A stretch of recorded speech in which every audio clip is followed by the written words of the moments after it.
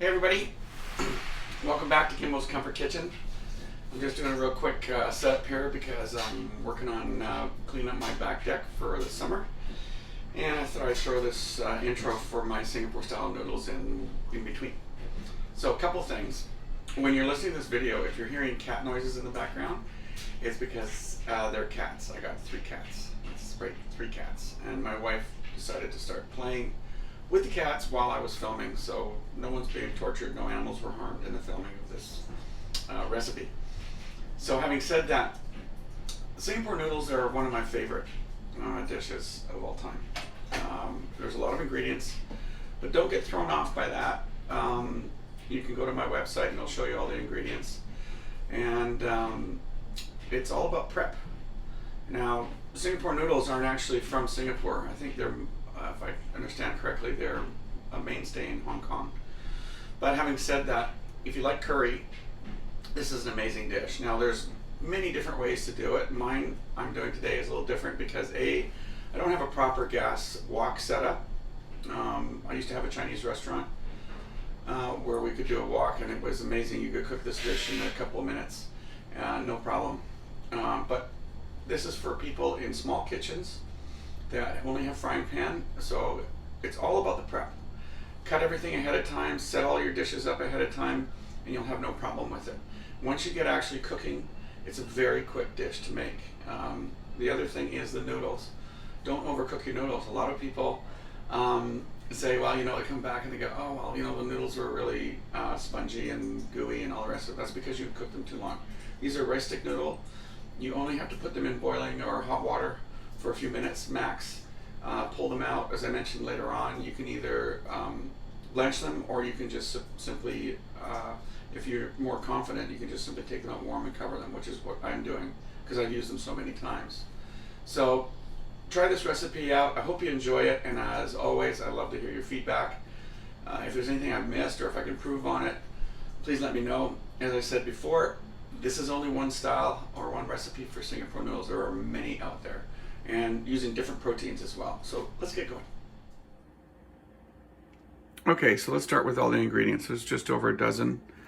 I know it looks like a lot. Everybody goes, oh, Kim, you've already got so many ingredients. But you know what? For Singapore style noodles, this is worth it. So let's start. I've got the Chinese cooking wine, which you can see the proper spelling at the bottom of the screen, combined with fish sauce, soy sauce. What else have I got in there? The wine, soy sauce, fish sauce. I think that's it. Oh, and I added some sugar. I added a teaspoon of sugar. All the ingredients are on the website. And then I've got snow peas that I've cut. I've got red bell peppers. I've got carrots. And I've got my scallions. That's the green parts. I've got some eggs, which I'm going to cook up. And I've got shallots. Now you can just use regular onions if you want, but I've got the white ends of the scallions left over from this included with the shallots, or you could just use finely diced onion.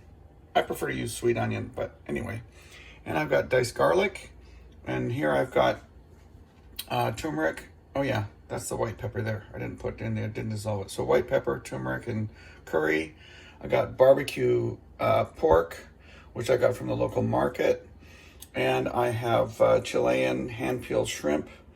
And I've got rice noodles, which we're going to start with that first.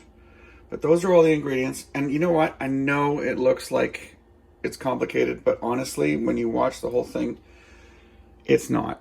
And it's so worth it. Oh, and sesame seed oil. I forgot the sesame seed oil. It's right there. Okay. So let's get going. Alrighty then, so let's get started with the rice noodle. And this, believe it or not, is probably the most important phase of the recipe, in that I'm taking water that's just below boiling, and I'm going to pour this over top because we do not want to overcook this. We want these noodles to be soft and malleable. We do not want them to be soggy. So I've just put them in hot water, and I'm going to, we're at about 250 grams worth here. And I'm just going to pull them apart as they loosen up and become less brittle. And as that happens, it doesn't take very long, trust me. So we're going to let this sit for, geez, I'm thinking, I do it by feel, so it's hard to put a time on it, but I'm thinking it's going to be minute and a half. I want them to be the equivalent of al dente because we're going to be frying them later, or reheating. I mean, to be in the truest sense, we're not actually going to fry them, but we will be reheating. So as you pull them apart like this is going to make it much easier later on. And I already have a sieve ready.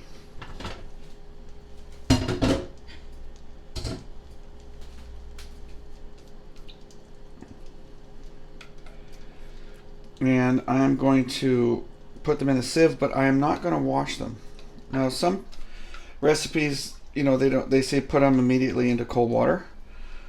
And if you want to stop the cooking right away, you're blanching them, then you would put them into cold water. But I'm not going to do that because I can feel how they are. You might want to, if you're not too sure, just throw them in cold water, but it gets rid of the gluten, which is part of the flavor. So as I pull these out, I can feel, and they're still reasonably hard. You know what? I'm going to take these out right now and drain them, and then I'm going to cover them.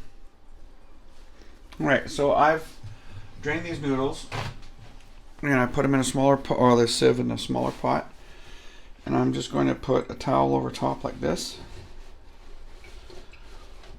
and I'm going to set them aside and not worry about it. Okay, so I've heated up a nonstick pan, and the next step is I put some water in there just to figure out when it was getting hot, so that worked well. Anyway, now that it stopped spattering, I know that it's pretty hot, and I'm going to turn the heat down. And I've taken those eggs that I had before, and we're just doing a quick scramble here. Nothing fancy. A little bit of avocado oil in previously, but not very much. And I don't want to cook these eggs too much because they're going to go back into the stir fry. Remember, we're doing this without a wok. Okay, if we did this in a wok, it'd be a totally different animal. But we're cooking all of these ingredients a little on the side, and then we're going to put them together all at the end. So you can see how fast that's working.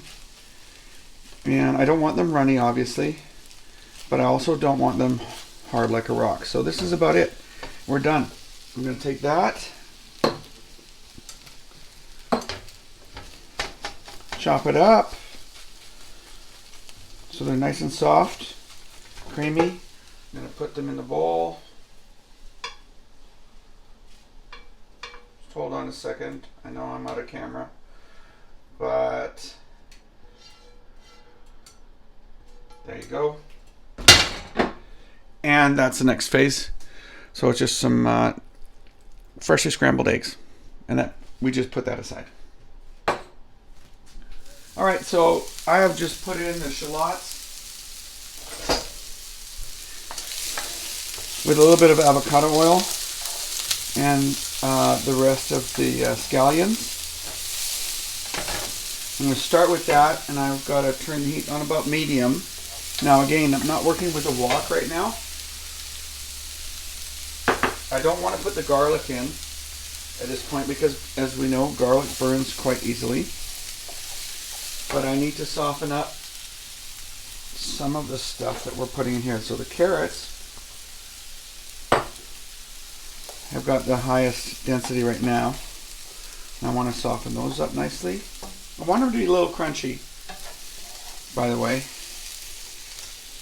And I'm going to do the same thing with the peppers. I've got red peppers. And I've got the snow peas.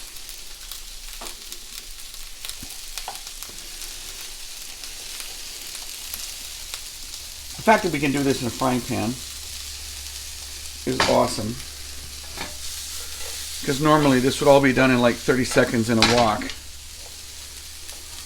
But we're not going to do that. So now I'm going to take my other sauce, which is the fish sauce, the Chinese cooking wine, and the soy. And I'm going to put that in there too.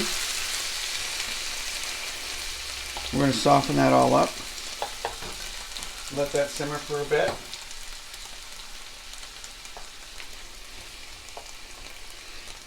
And you'll be able to smell it right away. You can't right now, but I'm going to also put the garlic in. Because of the moisture that's in the pan right now, I know that the garlic isn't going to burn. But I do want to infuse everything with that garlic as well as the other liquids. So I'm going to let this simmer for a couple minutes and we'll be right back. Alright, so I've let these saute for about 4 minutes. They're getting nice and soft, but they're still crispy. And now I'm going to take the turmeric and the curry powder. And you know, a lot of times I would rather use paste, but in this particular recipe I prefer to use the curry powder.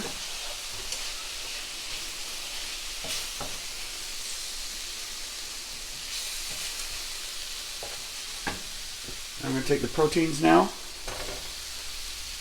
and warm them up.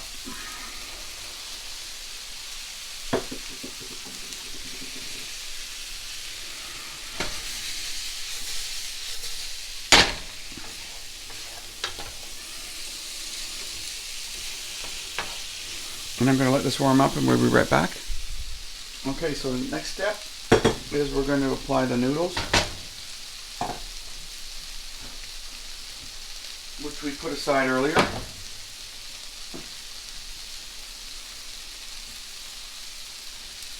And I'm going to lay them over top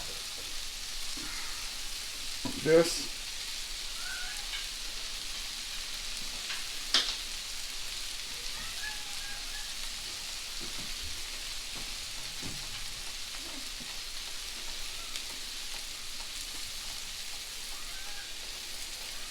There we go.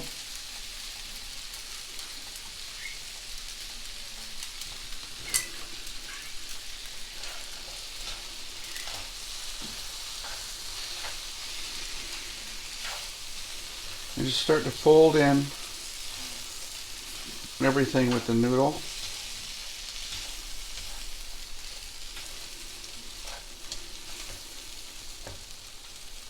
And this will take 3 or 4 minutes. Don't really want to rush it, because you want the noodles to absorb evenly all the curry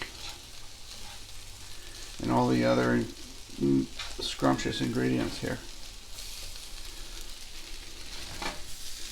Again, this is a very different technique that you would use if you were using a wok. Because when you're using a wok, this takes about 60 seconds to make. But when you got a frying pan, this is what we do.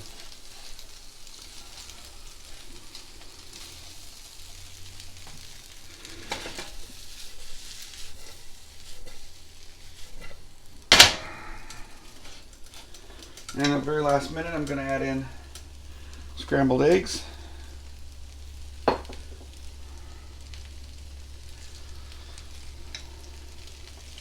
Just want to break them up a bit.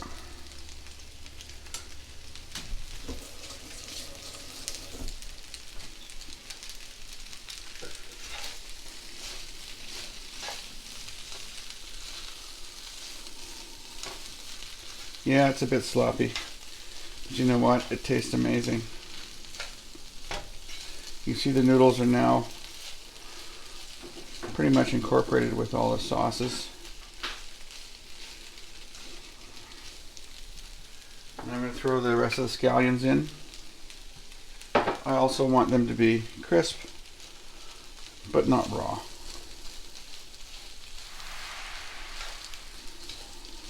And we're going to plate in about 30 seconds.